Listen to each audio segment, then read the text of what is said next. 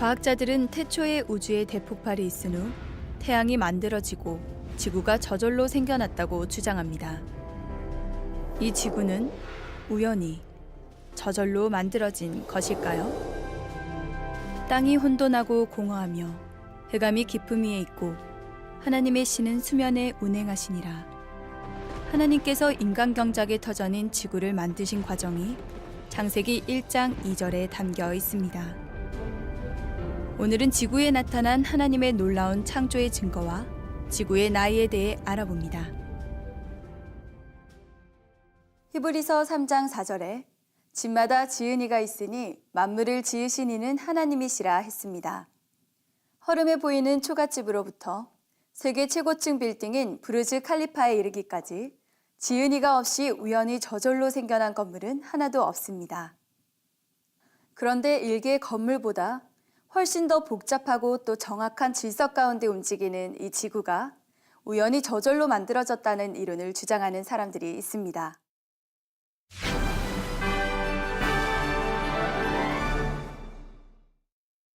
어느 땐가 우주에 대폭발이 있었는데 그로 인해 태양이 먼저 만들어졌고 그 다음에 태양계의 행성들이 만들어졌다는 것이지요.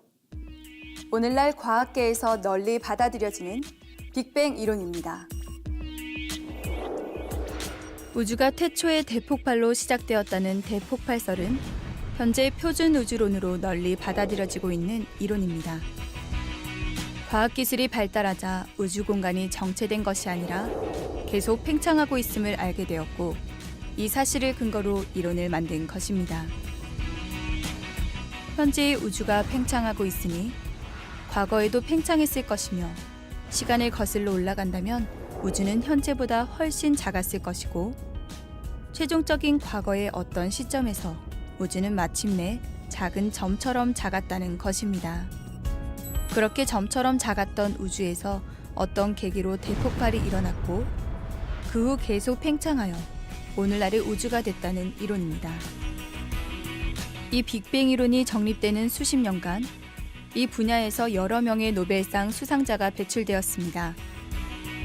이런 사실만을 본다면 빅뱅 이론은 매우 근거가 확실하고 확고부동하게 정립된 이론처럼 보입니다. 그러나 빅뱅 이론은 아직도 불완전한 상태입니다. 이 이론이 처음 거론된 후 계속 수정돼 왔고 앞으로도 관측 결과에 따라서 얼마든지 수정될 수가 있습니다. 또한 아무리 과학기술이 발달한다 해도 결코 사람이 설명할 수 없는 분야가 있습니다. 그것은 빅뱅 이론이 대폭발 최초의 순간을 설명하지 못한다는 사실입니다. 빅뱅 이론은 최초의 대폭발부터가 아니라 대폭발이 있은 후 어느 정도 지난 다음부터 설명이 시작되는 이론이라는 말이지요.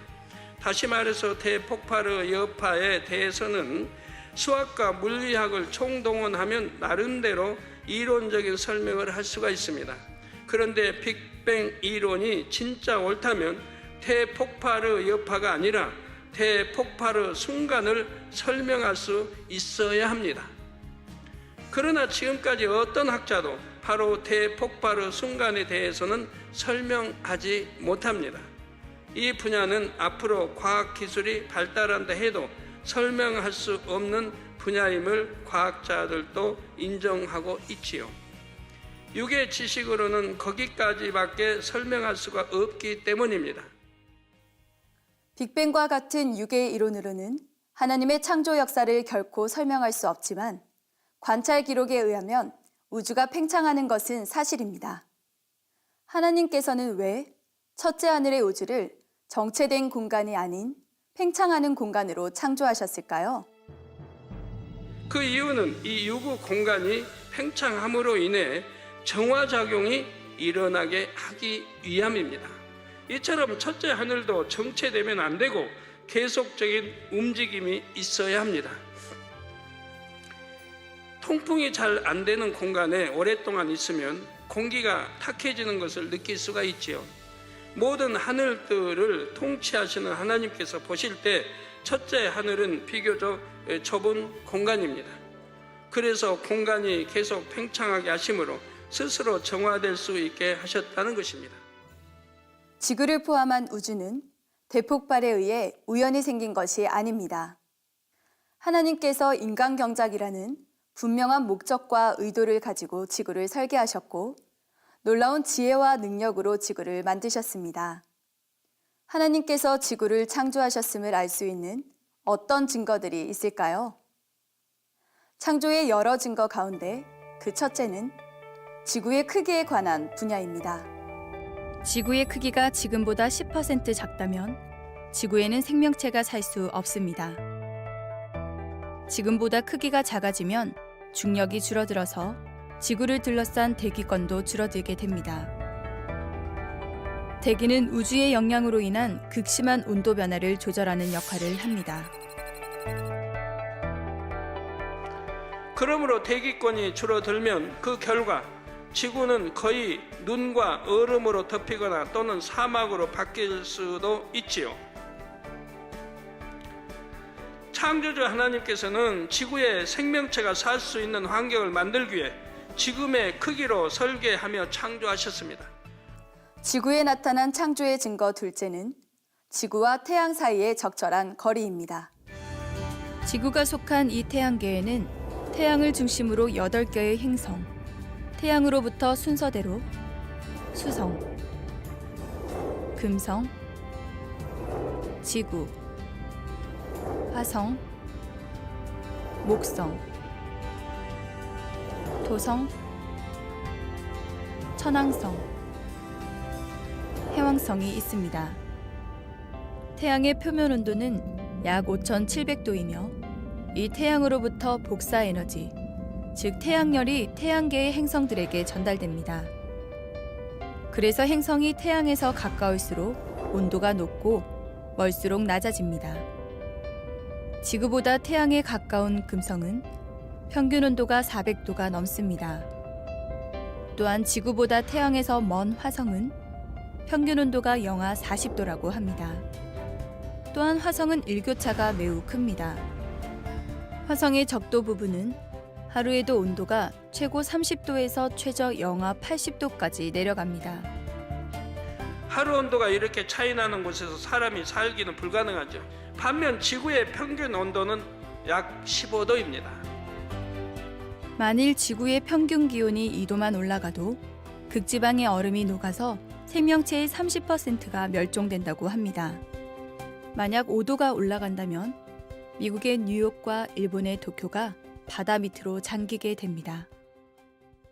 이것은 무엇을 의미할까요? 하나님께서는 지구와 태양의 거리를 생명체가 살 수 있는 만큼의 간격으로 미리 알고 정하셨다는 사실입니다. 모든 것을 아시고 가장 적절한 위치에 지구와 태양을 두신 것이지요. 물론 태양이 지구보다 나중에 창조되었으므로 지구를 기준으로 태양의 위치를 정하셨습니다. 태양계의 모든 행성들은 태양을 중심으로 하여 일정한 주기로 한 바퀴씩 돕니다. 이것을 공전이라 합니다. 지구의 공전 주기는 1년입니다. 지구가 태양을 중심으로 공전하는 궤도는 거의 원형에 가까운 타원형입니다. 하나님께서는 지구의 공전 궤도를 원형에 가깝게 하심으로 인해 1년 동안의 온도 변화가 적절한 범위 내에서 조절되게 하셨습니다. 계절에 따라 온도 변화는 주되 겨울이나 여름에도 생명체가 살 수 있는 범위 내에서 조절되게 하신 것입니다.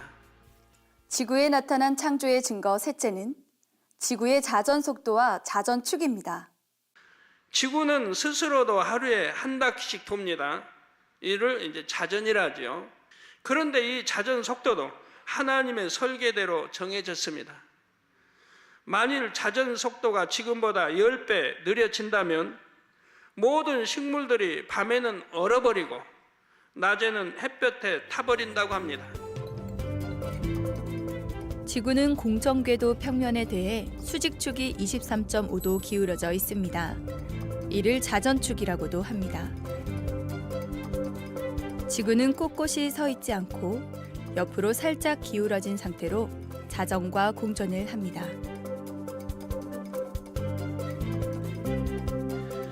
만약 지구가 이렇게 기울지 않았다면 지금과 같은 사계절이 사라지게 됩니다. 그래서 결과적으로 생명체가 살기 어려운 환경이 되는 것입니다.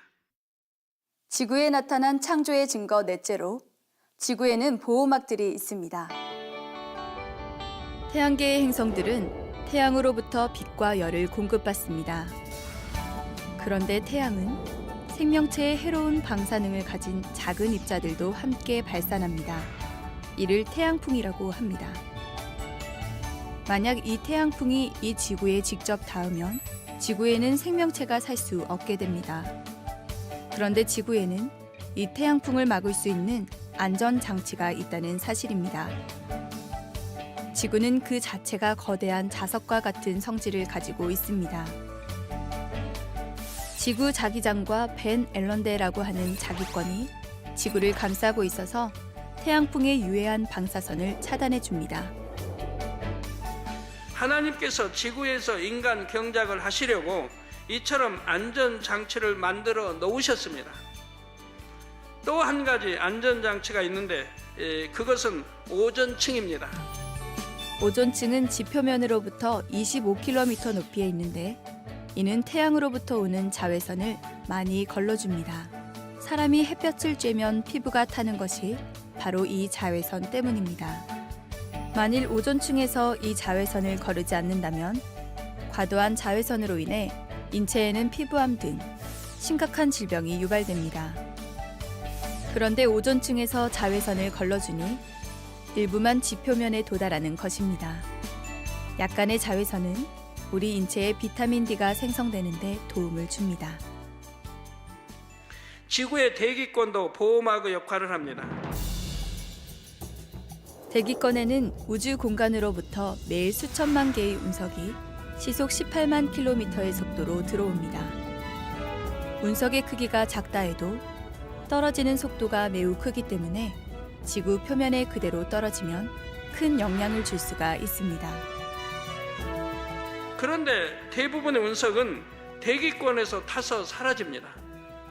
어쩌다 한 번씩 미처 다 타지 않는 운석이 지구로 떨어지는 경우가 있을 뿐이죠. 매일 수천만 개의 운석이 지구 이곳저곳에 떨어진다면 이 역시 생명체에 해로운 영향을 주게 될 것입니다. 아버지 하나님께서는 이처럼 지구에 여러 안전장치와 보호막을 만드시고 생명체가 살 수 있게 하셨다는 사실입니다. 반면 지구와 크기가 거의 같은 금성에는 이러한 안전장치가 전혀 없습니다.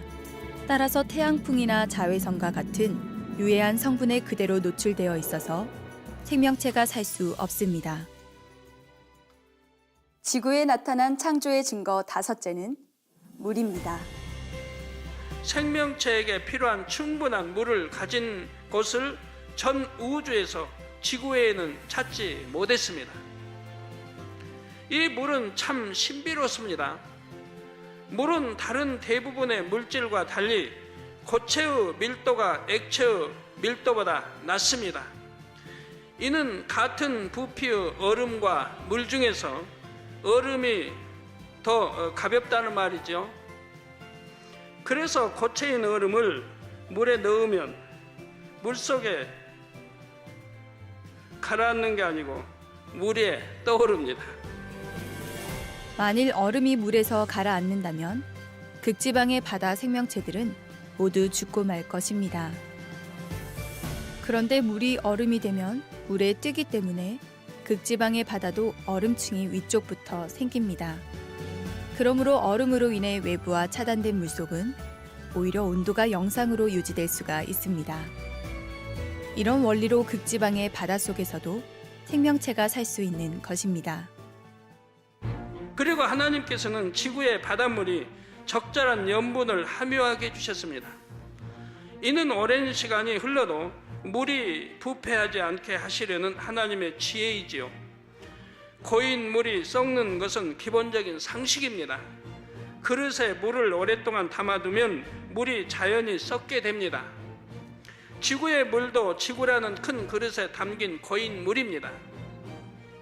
그러므로 오랜 시간이 흐르면 바닷물도 썩을 수 있습니다. 그러나 바닷물에는 염분이 녹아 있어서 부패를 막아주죠. 강물은 흐르는 물이므로 염분이 필요치 않지만 바닷물은 고인 물이므로 염분이 필요한 것입니다. 물론 썰물과 민물의 작용으로 인해서도 바닷물은 부패하지 않습니다. 하나님께서 지구를 창조하신 목적은 인간 경작을 이루기 위한 최적의 환경을 만드는 것이었습니다. 한편 지구 외의 다른 행성들은 어떻게 돼 있을까요? 지구 외의 다른 행성들은 생명체가 살 필요는 없기에 하나님께서는 그 형태만을 만들어 놓으시고 더 이상 손을 대지 않으셨습니다. 그렇다 하여 다른 행성들이 전혀 의미 없이 존재하는 것은 아니지요. 다른 행성들이 각자 그 위치에 있으므로 태양계가 전체적으로 균형을 이루며 지구에도 적절한 영향을 미치는 것입니다. 정녕 마음이 선한 사람들이라면 바로 이러한 사실들만 잘 살펴보아도 창조주가 있음을 깨달을 수가 있습니다. 정말 지구는 전능자에 의해 정교하게 만들어졌구나 하고 창조주가 계심을 인정해야 하는 것이죠. 과학자들은 지구의 나이가 약 45억 년이 됐다고 하지만 일반적인 창조론을 믿는 사람들은 6천 년이라고 합니다. 하나님의 창조를 믿는 과학자들 중에는 성경을 잘못 이해해서 젊은 지구론, 즉 지구 나이가 6천 년이 됐다고 주장하는 이들도 있습니다. 6일 창조부터 지구의 연수를 계산했지요. 지구의 나이는 6천 년이 아닙니다. 6일 창조 훨씬 전에 지구는 이미 창조됐고 6일 창조 이후에도 6천 년이 훨씬 넘는 시간이 흘렀지요. 6천 년이란 시간은 아담과 하와가 에덴 동산에서 지구로 쫓겨난 이후의 시간입니다. 아담과 하와는 지구에서 창조됐지만 둘째 하늘에 속한 에덴 동산에 살며 오랜 세월을 지냈지요. 그 세월의 연수는 알 수 없으나 매우 긴 시간이었습니다. 그리고 그 긴 시간 동안 지구는 계속 나이를 먹었지요. 이런 큰 차이가 생긴 이유는 무엇일까요? 이런 것에 대한 정답을 얻기 위해서는 영의 세계의 시간의 흐름을 알아야 합니다. 영의 세계의 시간의 흐름과 이 유구 세계의 시간의 흐름은 다릅니다. 이것을 암시하는 성경 말씀이 바로 베드로후서 3장 8절입니다. 사랑하는 자들아, 주께는 하루가 1000년 같고 1000년이 하루 같은 이 한 가지를 잊지 말라고 말씀했지요. 여기에는 하나님께서 참 자녀를 얻기 위해 오랜 세월을 기다리신다는 영적인 의미도 담겨 있습니다.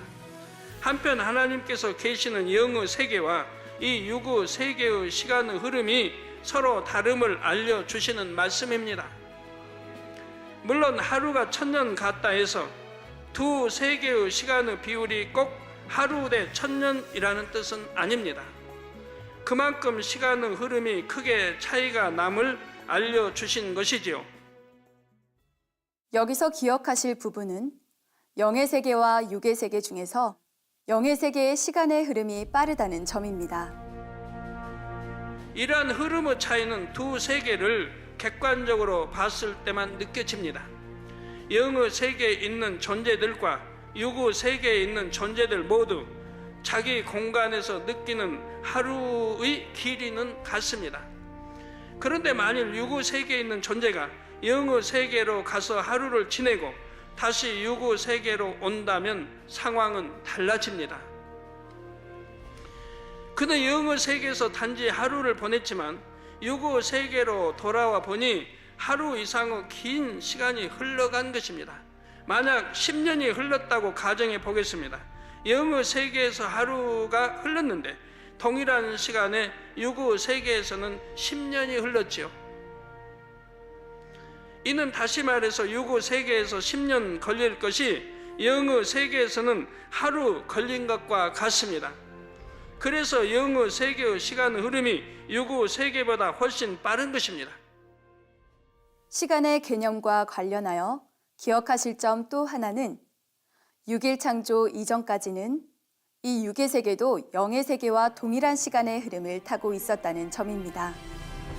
본문 2절에 나오는 지구의 창조 역사는 분명 유구 세계의 일인데 영의 시간의 흐름 속에서 이루어졌다는 것입니다.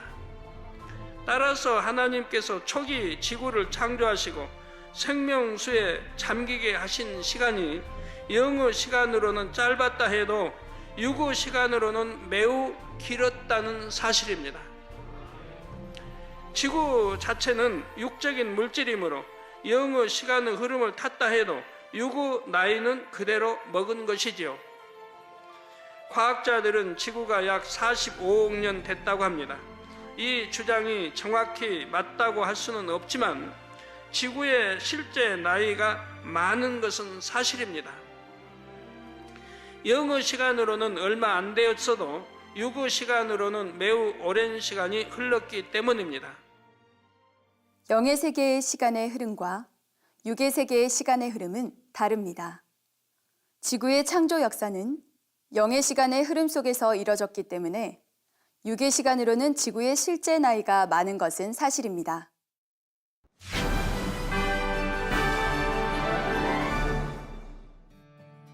아버지 하나님께서는 우리가 창조의 역사를 온전히 믿을 수 있도록 수많은 창조의 증거를 나타내 주셨습니다.